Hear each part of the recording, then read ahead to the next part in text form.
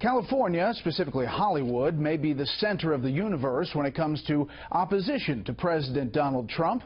We'll talk more about Hollywood versus the president and how that plays in the middle of the country a little bit later. But first, a more serious kind of conflict on the other side of the country. President Trump is sending a direct message to Iran and the rest of the world that he will do what he says he will do. The new administration has hit Iran with new sanctions in response to its ballistic missile testing. Chief White House correspondent John Roberts starts us off tonight from the North Lawn of the White House. Good evening, John. Brett, good evening to you. Time and time again on the campaign trail across the country, President Trump pledged to hold a hard line against Iran. And today he made good on that promise, ordering his Treasury Department to punish the regime for its weekend missile test. In the president's only on-camera remarks about the new sanctions today, he rebuked Iran in much the same way a parent would rebuke a petulant child. They're not behaving. The Treasury Department today targeted 25 individuals and companies it says have been engaged in terrorist or missile-related activities. Most are from Iran, but some are Chinese, others Lebanese with ties to Hezbollah.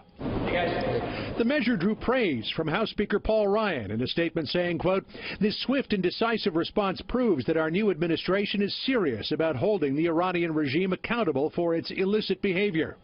Senator Lindsey Graham urged the president not to go it alone. I would try to rally the world to punish Iran through sanctions. I don't want a war with Iran, but they deserve to be sanctioned. This morning, President Trump was engaged in his trademark Twitter diplomacy, writing, "Iran is playing with fire. They don't appreciate how kind President Obama was to them. Not me." To which Iran's foreign minister replied, "Iran unmoved by threats as we derive security from our people. We'll never initiate war, but we can only rely on our own means of defense." National Security Advisor Michael Flynn kicked it up a notch this afternoon, poking a finger in the eye of both Iran and the UN in a statement saying the international community has been too tolerant of Iran's bad behavior. The ritual of convening a United Nations Security Council in an emergency meeting and issuing a strong statement is not enough. While Iran was being targeted with financial sanctions, the president was focused on Americans' finances, signing one executive order easing planned restrictions on financial planners, another to roll back regulations implemented after the near economic collapse in 2009. The president's Economic Council director says that measure will free up loan money the banks have been sitting on. Instead of lending capital into their clients and allowing their clients to grow their businesses and hire people and create jobs, they've been taking those reserves and they've been taking that capital and hoarding it to meet the regulatory requirements and pay for additional regulation.